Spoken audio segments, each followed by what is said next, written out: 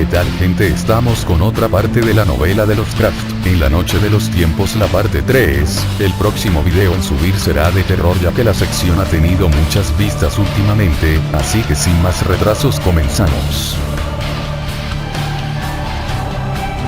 La amnesia creaba sin duda los rasgos generales de los mitos, pero después, los detalles fantásticos con que los propios enfermos enriquecían sus experiencias morbosas influían en las víctimas posteriormente, adoptando un extraño matiz de pseudo recuerdo.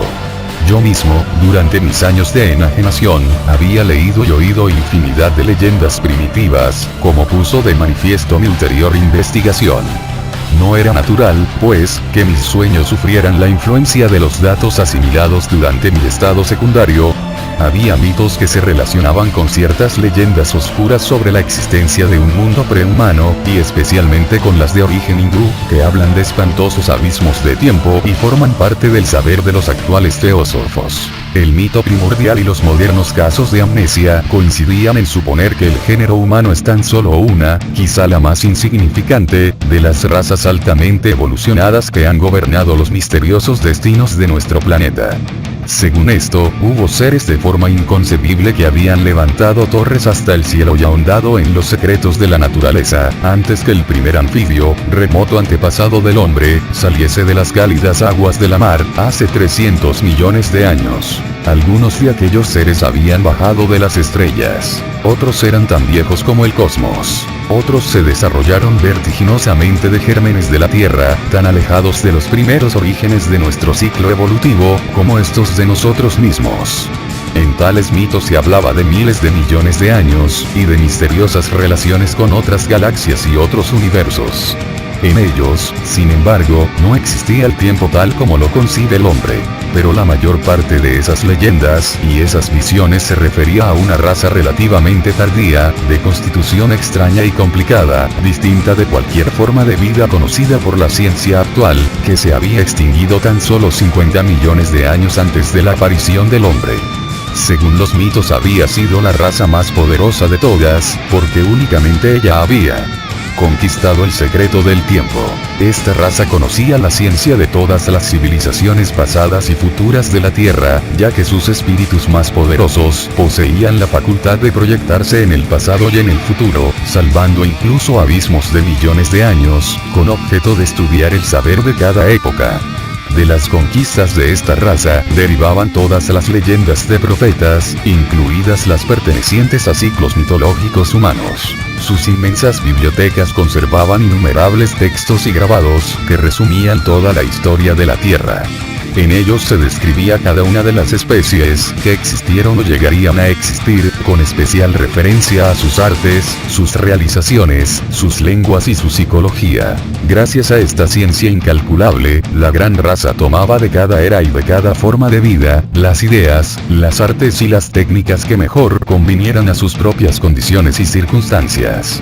El conocimiento del pasado, logrado mediante una especie de proyección mental que nada tenía que ver con nuestros 5 sentidos, era más difícil de conseguir que el del futuro. El método para conocer el porvenir era más sencillo y material.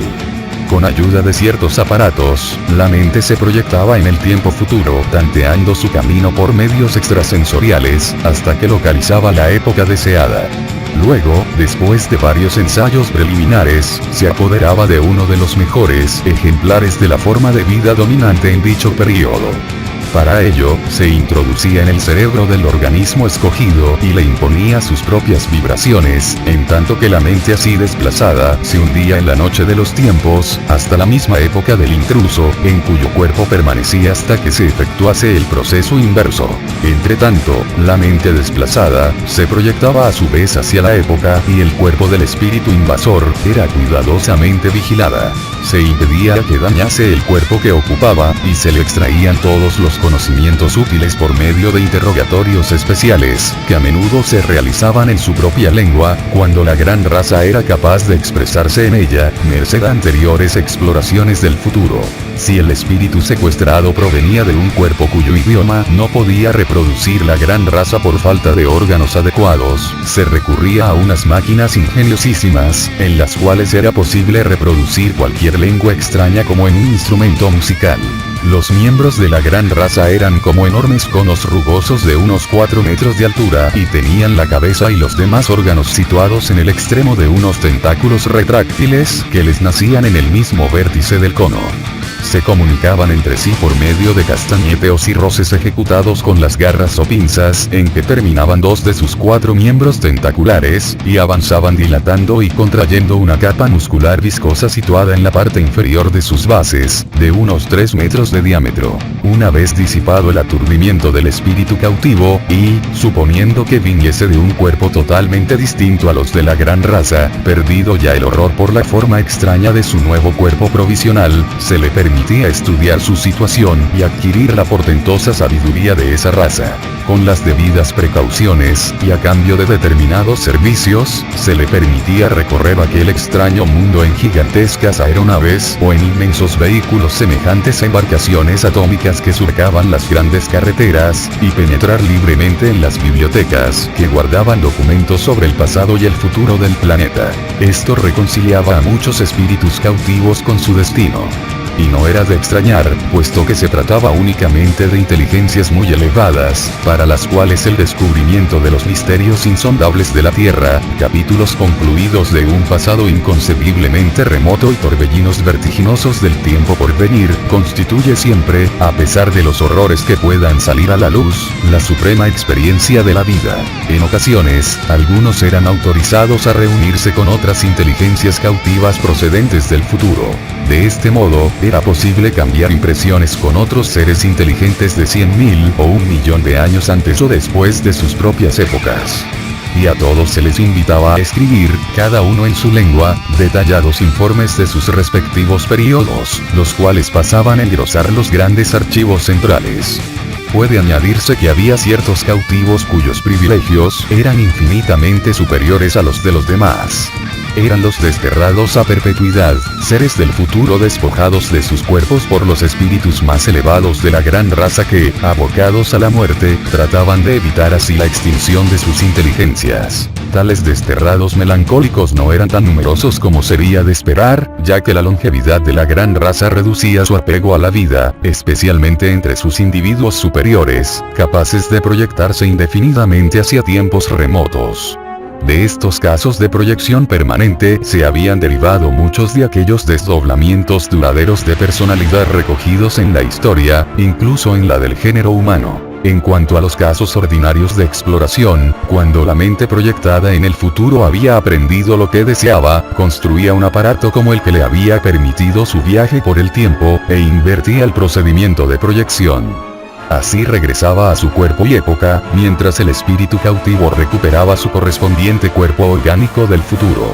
Solo era imposible esta restitución cuando uno u otro de los cuerpos fallecía durante el periodo de intercambio.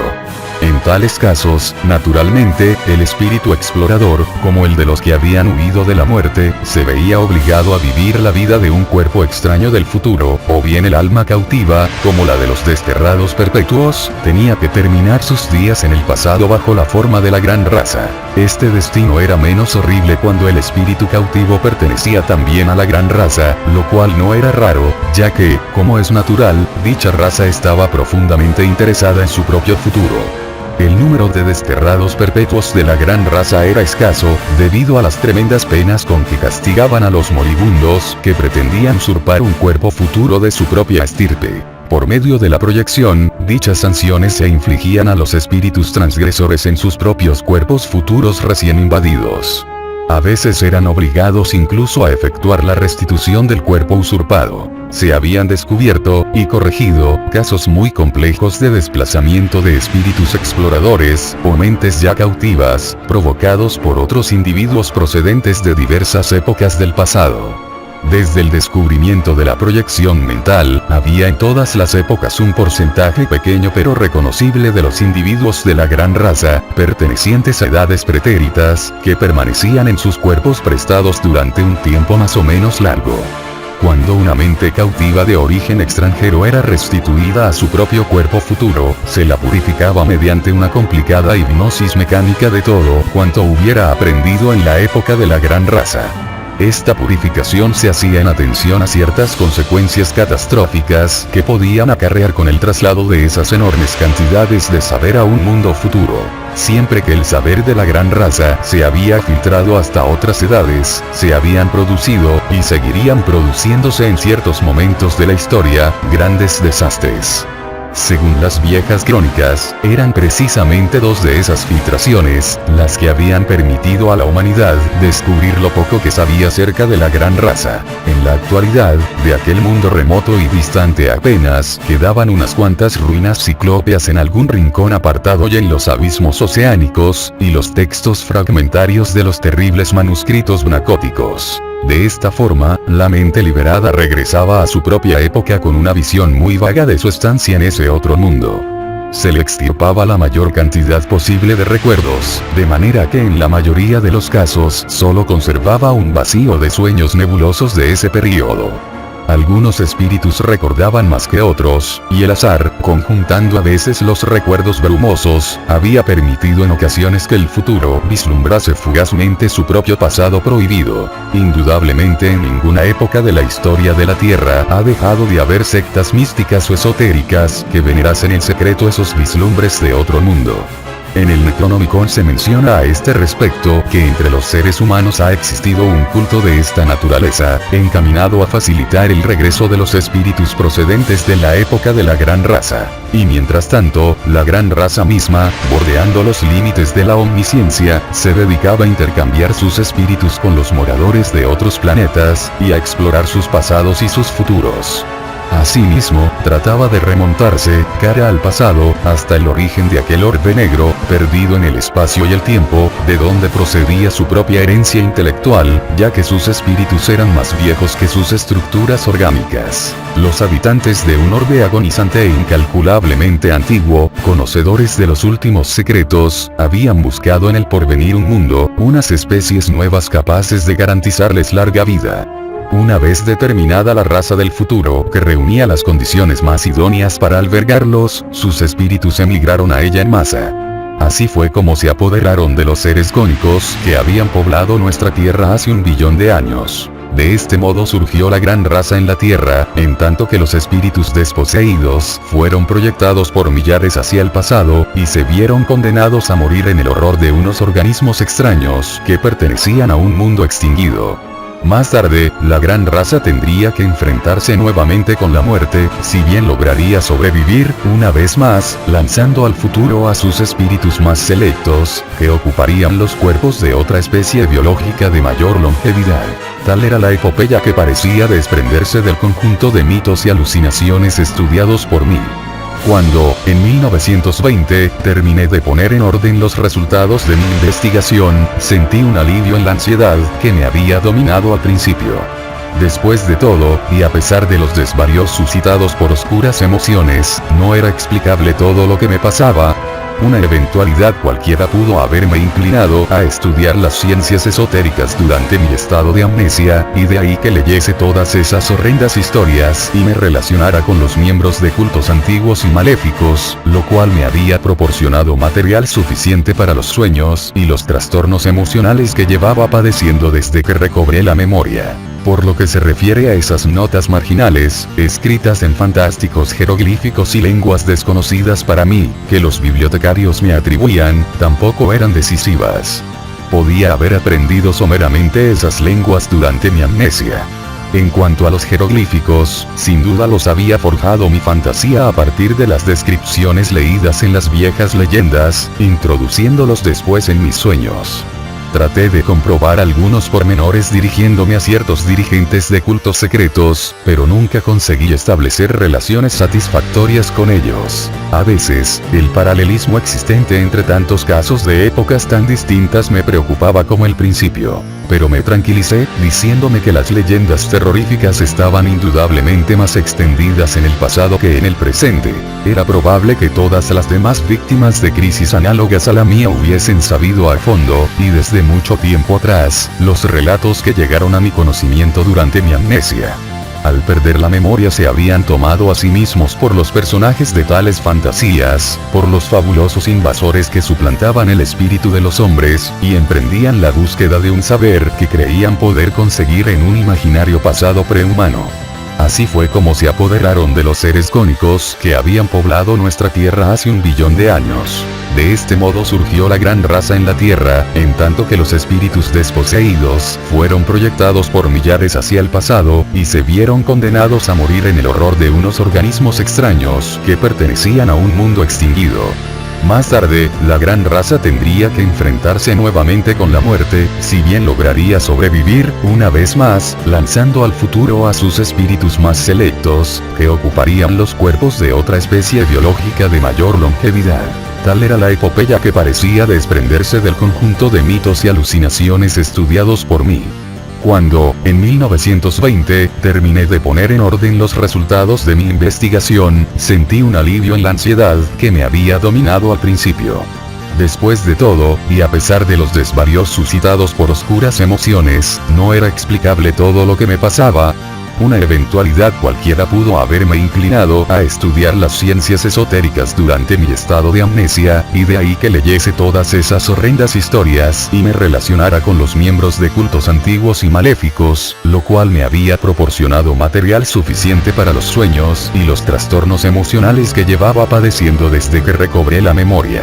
Por lo que se refiere a esas notas marginales, escritas en fantásticos jeroglíficos y lenguas desconocidas para mí, que los bibliotecarios me atribuían, tampoco eran decisivas. Podía haber aprendido someramente esas lenguas durante mi amnesia. En cuanto a los jeroglíficos, sin duda los había forjado mi fantasía a partir de las descripciones leídas en las viejas leyendas, introduciéndolos después en mis sueños. Traté de comprobar algunos pormenores dirigiéndome a ciertos dirigentes de cultos secretos, pero nunca conseguí establecer relaciones satisfactorias con ellos. A veces, el paralelismo existente entre tantos casos de épocas tan distintas me preocupaba como el principio. Pero me tranquilicé, diciéndome que las leyendas terroríficas estaban indudablemente más extendidas en el pasado que en el presente. Era probable que todas las demás víctimas de crisis análogas a la mía hubiesen sabido a fondo, y desde mucho tiempo atrás, los relatos que llegaron a mi conocimiento durante mi amnesia. Al perder la memoria se habían tomado a sí mismos por los personajes de tales fantasías, por los fabulosos invasores que suplantaban el espíritu de los hombres, y emprendían la búsqueda de un saber que creían poder conseguir en un imaginario pasado prehumano. Después, cuando recobraban la memoria, invertían el mismo proceso asociativo y ya no se tomaban a sí mismos por espíritus intrusos, sino por los propios cautivos. De ahí que los sueños y pseudo recuerdos se ajustasen al modelo mitológico comúnmente admitido. A pesar de que esta explicación resultaba un tanto rebuscada, me pareció la más verosímil, y a ella me atuve. Las demás no tenían pies ni cabeza. Por otra parte, había un crecido número de psicólogos y antropólogos eminentes que coincidía conmigo. Cuanto más reflexionaba, más convincente me parecía mi razonamiento. Puede decirse que, hasta el final, dispuse de un baluarte realmente eficaz contra las visiones y las sensaciones desagradables que todavía me asaltaban. ¿Que veía cosas extrañas durante la noche? No eran más que producto de mis lecturas y de lo que había oído. ¿Que tenía sensaciones desagradables y pseudo recuerdos? Se trataba solamente de un reflejo de lo que había asimilado durante mi amnesia. Ninguno de mis sueños, ninguna de mis sensaciones, podían tener significado real. Fortalecido por esta filosofía, mi equilibrio nervioso mejoró considerablemente, aun cuando las visiones se fueron haciendo más frecuentes y circunstanciadas. En 1922 me sentí capaz de reanudar mis actividades habituales. Aprovechando mis conocimientos últimamente adquiridos, me hice cargo de una cátedra de psicología en la universidad. Hacía tiempo que mi antigua cátedra de economía política había sido cubierta. Además, los métodos de enseñanza de esa disciplina habían variado muchísimo desde mis tiempos. Por si fuera poco, mi hijo se hallaba a la sazón ampliando estudios, con vistas a conseguir su actual cátedra, y con frecuencia trabajábamos juntos. No obstante, continué tomando notas minuciosamente de los sueños extravagantes que me asaltaban, cada vez más frecuentes y más vívidos. Me dije que tales descripciones eran muy valiosas desde el punto de vista psicológico. Mis visiones tenían ese horrible no sé qué de recuerdos dudosos, pero yo hacía lo posible por desechar esta impresión, y lo conseguía. Cuando hablaba de estos fantasmas en mis notas, los trataba como si fueran reales. En cambio, en cualquier otra circunstancia, los apartaba de mí como caprichosos desvarios de la noche. Aunque jamás he mencionado tales asuntos en mis conversaciones, lo cierto es que, como suele suceder en estos casos, la gente había tenido noticia de ello y habían corrido ciertas habladurías sobre mi salud mental. Lo gracioso es que estas habladurías circulaban solo entre gentes de escasos conocimientos, jamás en una tertulia de médicos o psicólogos. Poca cosa diré aquí sobre mis visiones posteriores a 1914, ya que existen datos e informes a disposición de los que deseen consultarlos. Es evidente que, con el tiempo, iba disminuyendo de algún modo la inhibición de mi memoria, puesto que la extensión de mis visiones fue gradualmente en aumento, aunque seguían siendo fragmentos incoherentes, inmotivados al parecer. En mis sueños me pareció adquirir una mayor libertad de movimientos. Flotaba a través de muchos y extraños edificios de piedra, yendo de unos a otros por unos pasadizos subterráneos de inmensas proporciones que parecían constituir su vía de acceso habitual. A veces, en el piso de los recintos inferiores, me tropezaba con aquellas gigantescas trampas selladas, de las cuales emergía un aura de amenaza. Veía también unos estanques enormes, pavimentados de mosaico, y unas estancias repletas de curiosos e inexplicables utensilios de 1000 clases diferentes. Recorría cavernas colosales que contenían maquinarias complicadas, cuyos contornos me resultaban enteramente desconocidos, y que producían un ruido que llegué a percibir solamente después de soñar con ellas durante muchos años. Quiero hacer constar aquí que la vista y el oído son los dos únicos sentidos que he utilizado en ese mundo de quimeras. El verdadero horror comenzó en mayo de 1915, cuando vi por primera vez un ser vivo. Esto sucedió antes de que mis estudios pusieran de manifiesto lo que cabía esperar de aquella mezcla de pura ficción y de historias clínicas. Al disminuir mis barreras mentales, empecé a distinguir grandes masas vaporosas en distintas partes del edificio y en las calles. Bueno gente, es todo por ahora. Activen las notificaciones que pronto estaré subiendo cuentos de terror. Nos vemos.